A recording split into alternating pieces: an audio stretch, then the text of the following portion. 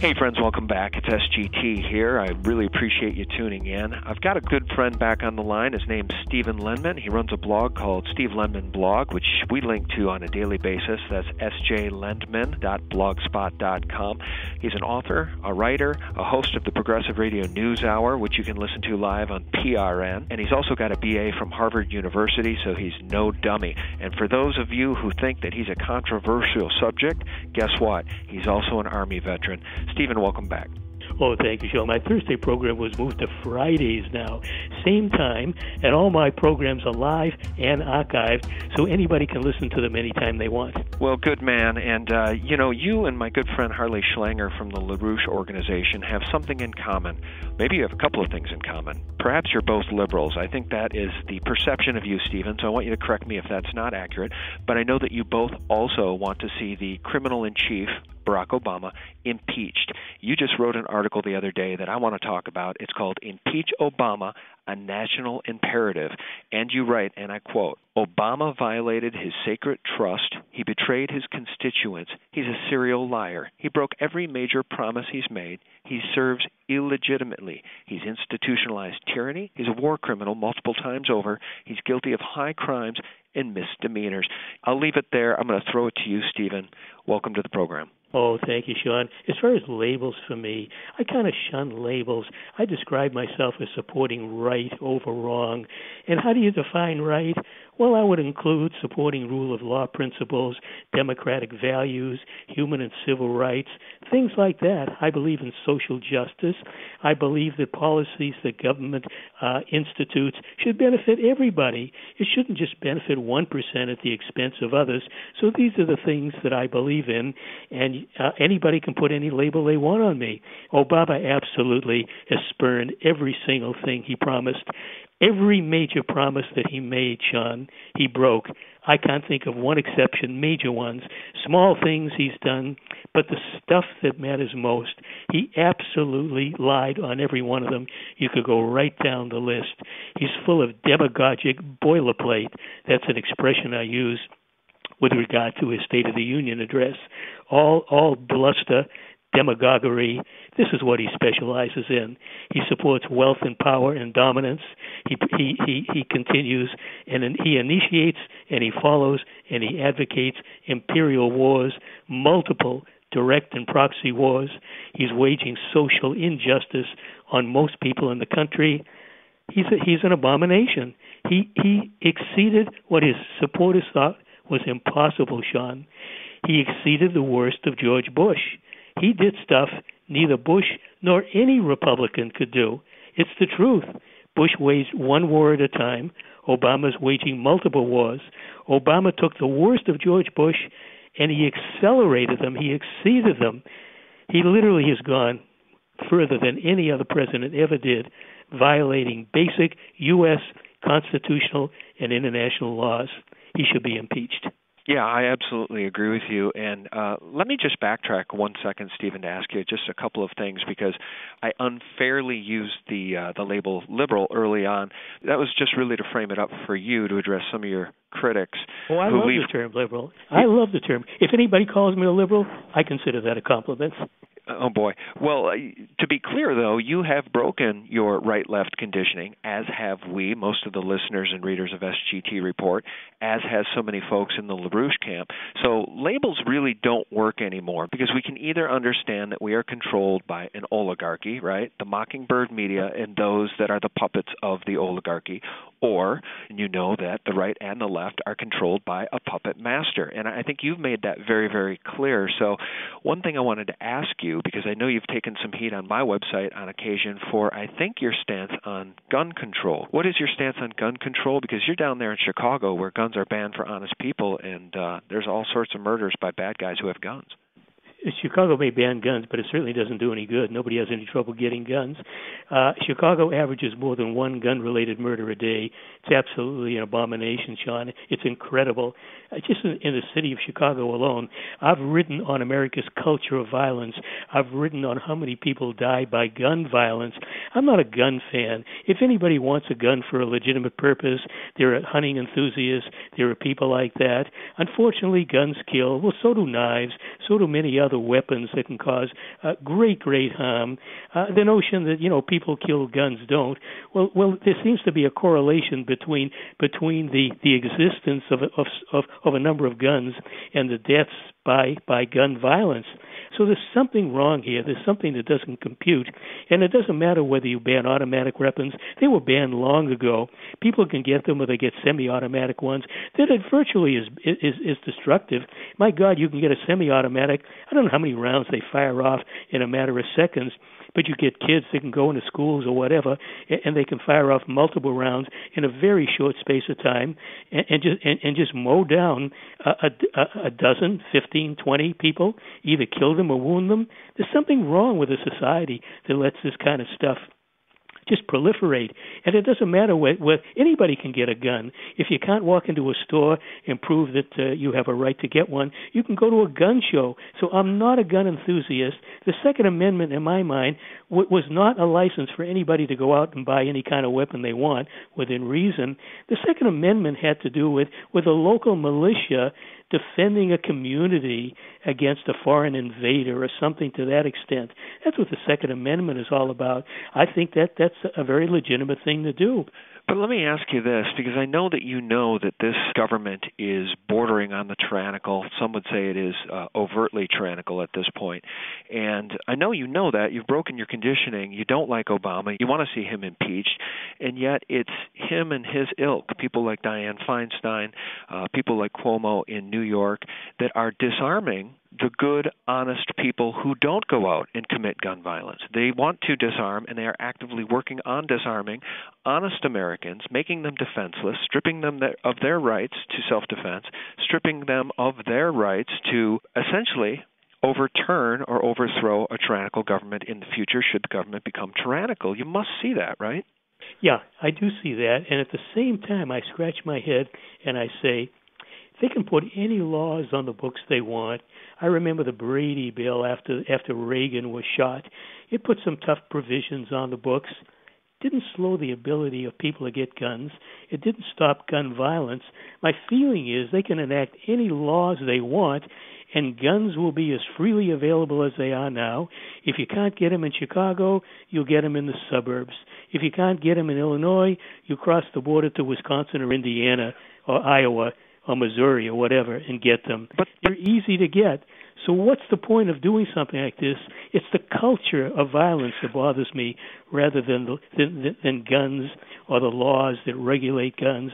It's the culture, and the culture is long-standing, Sean. That's what bothers me. But the problem is, Stephen, and you know this living in Chicago, is that most of the gun violence, most of those 500-plus murders that occurred in 2012 were committed by bad guys who cannot legally own guns. So what good does it do to turn law-abiding, honest American citizens into criminals with these draconian laws? Because that's what's going to happen. What's going to happen in New York is people who were previously law-abiding citizens will now be owning guns that they have long since paid for, that the criminal government in the state of California and New York have banned or are actively trying to ban, turning law-abiding citizens into criminals if they don't turn their guns in. And if they do choose to turn their guns in, then they will be defenseless against the bad guys who will have guns anyway, like in Chicago, where the good people are disarmed. That's the puzzle to me. I mean, I've talked to so many people like Pastor Chuck Baldwin, Mark S. Mann, who's a police officer that we know, so many people for whom this is the line in the sand because of the government tyranny we see unfolding before us. Sean, it's a very, very valid point. And at the same time, we have to watch the way the legislation is written. Does it mean if I have a pistol or whatever that the law says I have to turn it in, or if I have a legal semi-automatic weapon or a shotgun or whatever, the law can be written and says I have to turn it in, or I'm a criminal? That would bother me greatly. If I know I'm a law-abiding person and I have whatever I own, it's owned legitimately. It's for a legitimate purpose. I don't want anybody, nobody, state, federal, local, coming into my life and telling me what I should or I shouldn't do. There are laws that are sensible laws that protect us, or they should protect us. Laws should be for that purpose only. They shouldn't harass us. They shouldn't abuse us. They shouldn't make life for us more dangerous. They certainly shouldn't give government powers. it has no right having. Usually things turn out that way, but the points you raise are very, very valid. Well, thanks. I appreciate your open mind. I know that you're a very rational guy, and that's what I appreciate about you. We don't have to agree on everything, but I will tell you that, boy, the Second Amendment issue for most of the circles I run and most of the folks I know is the absolute line in the sand. And the fear is not of criminals, really, at this point. The fear is of a tyrannical government that if we turn in our guns, if we allow them to disarm us, there will be no turning back. I saw an interesting speech recently given before a legislative body in a YouTube video in which the gentleman said, a free people can afford to make this mistake only once. And that really resonated with me because that's where we're at. Let's get back to the impeachment of Barack Obama. You write in your article, no one is exempt from the rule of law. Imperial aggression is lawless. So is extrajudicial killing, torture, and other high crimes. And you're quoting, I believe, Constitutional Attorney Boyle. Is that correct when you say no president should be allowed to get away with these crimes? Oh, absolutely. And Francis Boyle is absolutely terrific. He wants to impeach Obama. He wanted to impeach Bush Cheney. He wants to impeach Obama. He offers his services pro bono to do it. And I was asked on air, I've discussed this on my own program, Sean, I was asked on air, what difference would it make if Obama not only was impeached, he wouldn't be the first president impeached, but if he was ousted from office by impeachment, that would be a first. Would America be better if Joe Biden became president? And my answer was something like this. Killing Kennedy, the most recent president assassinated, sent a message to future presidents. If you do what Kennedy did, you can end up like Kennedy. He defied the system in multiple ways. We won't go into that, but that's the reason the CIA gunned him down and killed him. CIA or hired assassins, they got whatever. If Obama was ousted, I think it would send a message to future presidents. If you do what Obama did, you could be impeached. You could be ousted for office. Whether it would change government policies, whether a new president would be less extreme than Obama, we don't know. But it certainly would give a future president pause to think, do I want to end up like Obama? P-R-E-C-E-D-E-N-T, a precedent was set. Do I want it continued with me?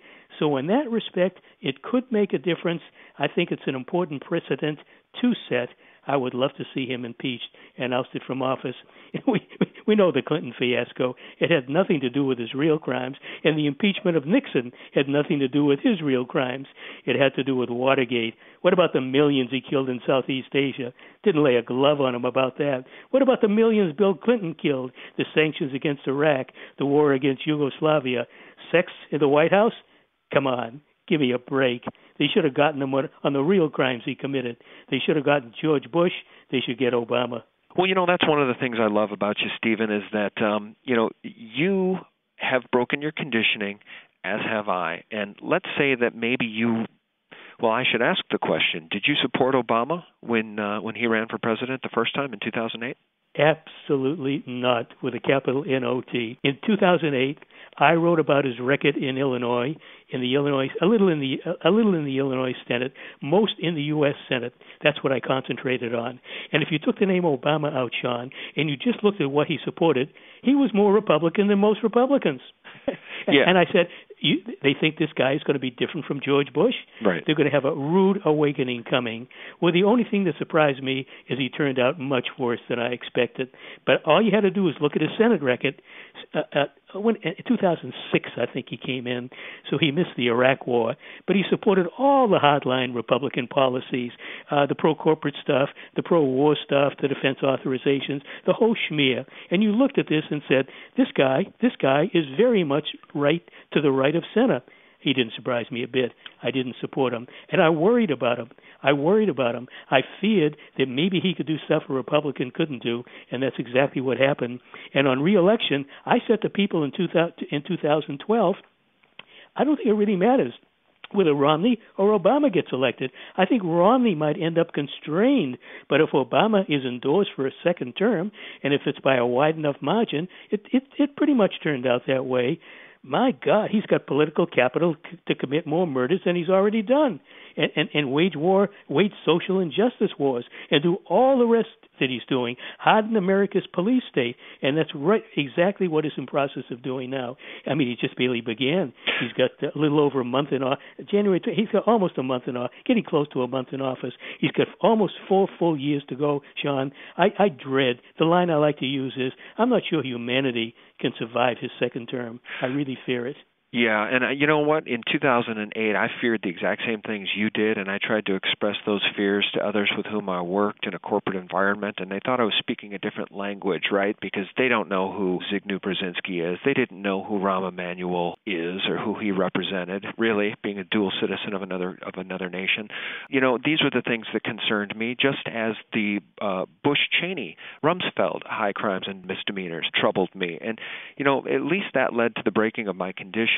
You wrote in your article, quote, "We the people must act in regards to impeaching Obama. Institutionalized tyranny approaches," which really gets me back to that Second Amendment issue and the reason why we need to have weapons in our arms that are at least close to being military grade, because this guy clearly works for somebody else. But I'll get back to your article. You write, "Institutionalized tyranny approaches, it's a hair's breadth away.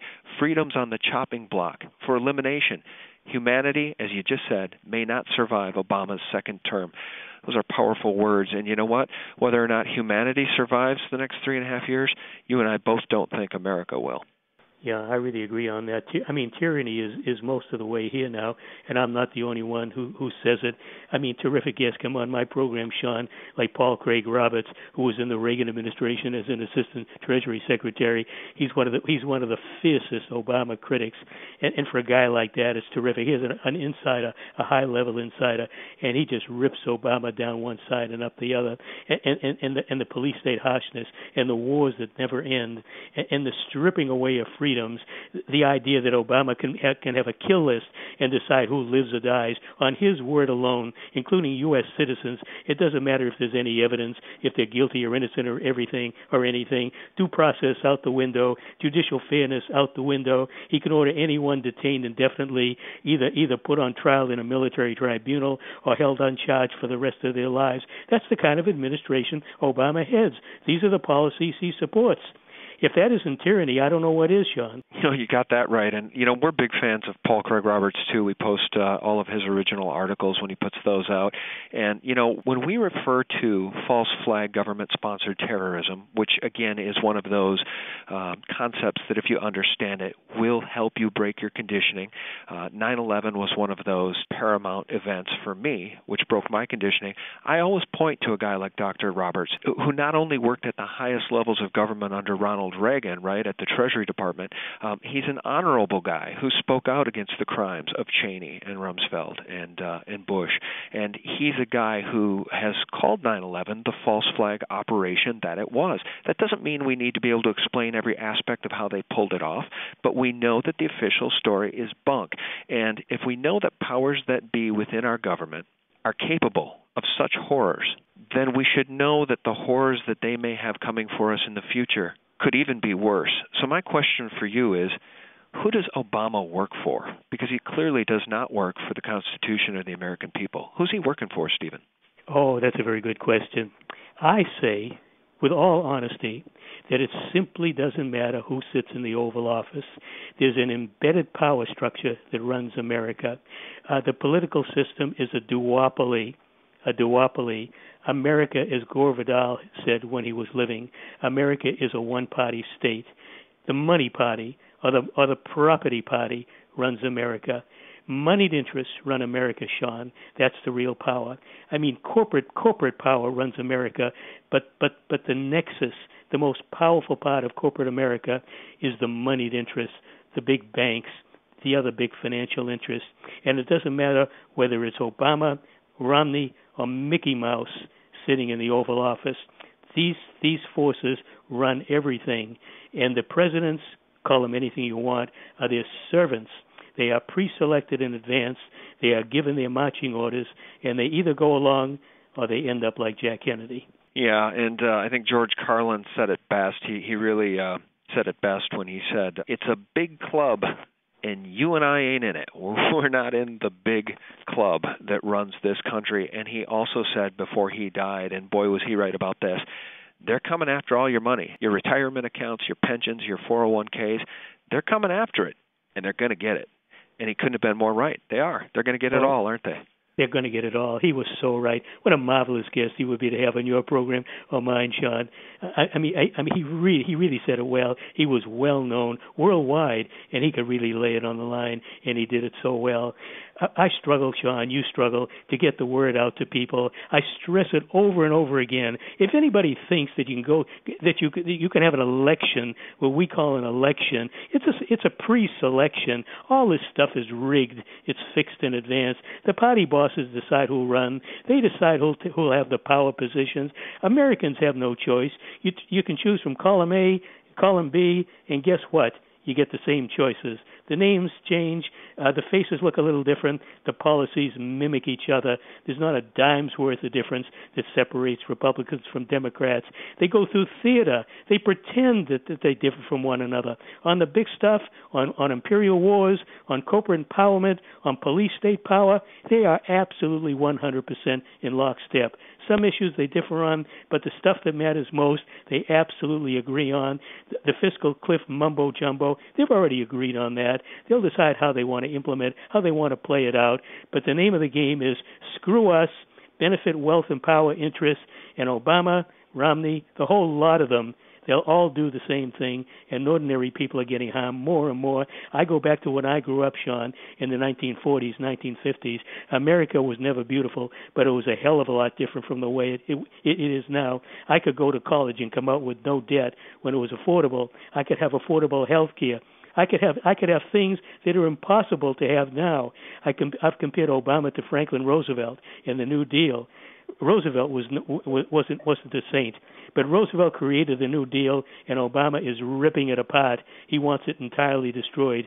That's his mandate. That's what he's doing. He's doing it with other key Democrats and with Republicans, and that's what we're stuck with. Unless ordinary people on their own decide they're not going to take this anymore, they're going to do something about it. I don't believe in violence, but I know damn well unless people decide they're going to change things on their own and they're committed to do it for the long term, no matter what happens to them, it'll never change.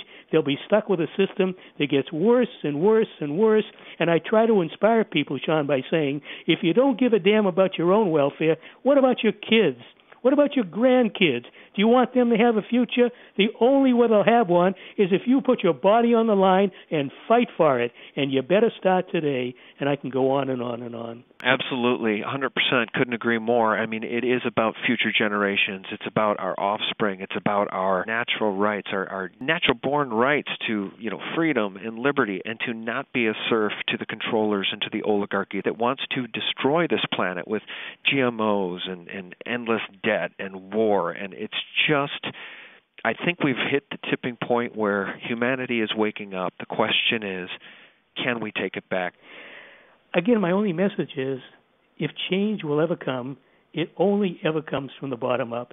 And I love the quote from Margaret Mead, the famous anthropologist who's not with us, and she said something to the effect that never underestimate the power of a few people to change the world. And her punchline was, it's the only way it ever happens. It is the only way it ever happens. We don't need a majority. We need enough committed people to decide they're not going to take it anymore. And literally, if they put their body on the line for real change, that's the way you get it started, and it's possible. But if you just go home and you talk to your friends and you go to a protest every now and then and you do something that really doesn't move the ball forward, you're wasting your time.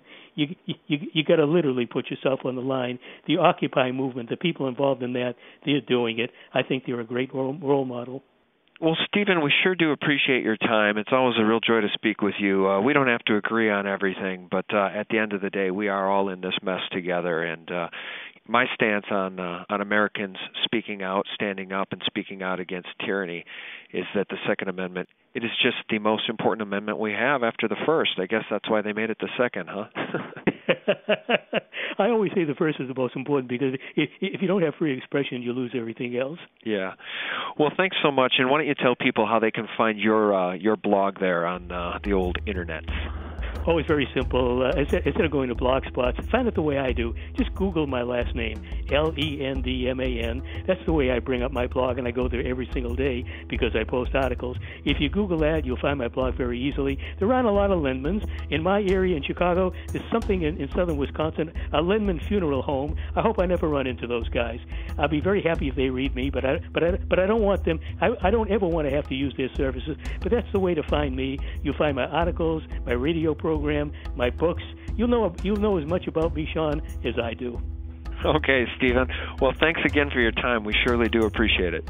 Sean, thank you so much. All right, brother. We'll keep in touch, and we'll talk again soon. Oh, thanks. All right. Many thanks. Thank Bye, you. Sean. Bye-bye. Well, guys, that'll do it. Thanks so much for tuning in. Please tune in to sgtreport.com for the very latest, and check out thelibertymill.com. Real news 24/7. Thanks for watching.